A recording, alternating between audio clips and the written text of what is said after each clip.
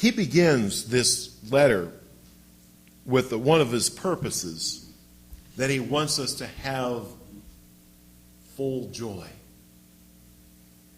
So that your joy may be full. And over the last couple of weeks, I have kind of chewed on that for a while. I said, how can I relate this issue of full joy? How great it is when we come to Christ and experience that new birth. And it's great. It is a great joy. But there is a deeper joy, a greater joy. And as I was chewing on that a little bit, I got to begin to think about my boys. And I began to think about the joy that I experienced when those boys were born. Oh, I was so excited. What an excitement. I can remember one time I was so excited I walked in and my excitement just sort of spilled over and Tina just rolled over and that was when she had her C-section. She wanted nothing to do with it at that point. I was excited. Now you parents know about this, amen? You know, that's something you don't forget. The birth of your child, especially you mothers. I mean, I can't even come close. I just know how excited I was, okay?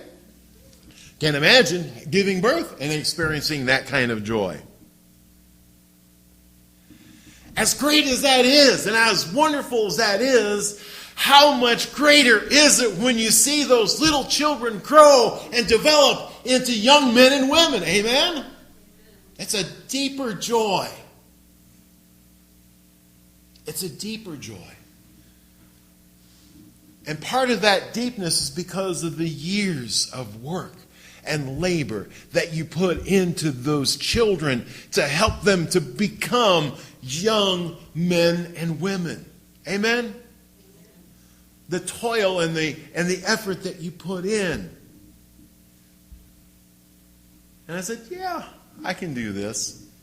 I can understand this a whole lot better, and maybe that can spill over and help you to understand what John was talking about when he mentioned about the full joy.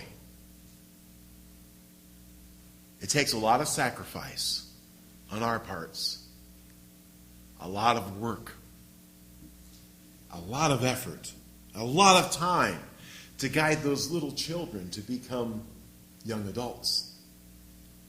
It takes a lot of sacrifice. It takes a lot of time. It takes a lot of effort in our own spiritual walks to grow and develop into adult men and women. Do you understand that parallel a little bit better? I hope so. I hope so.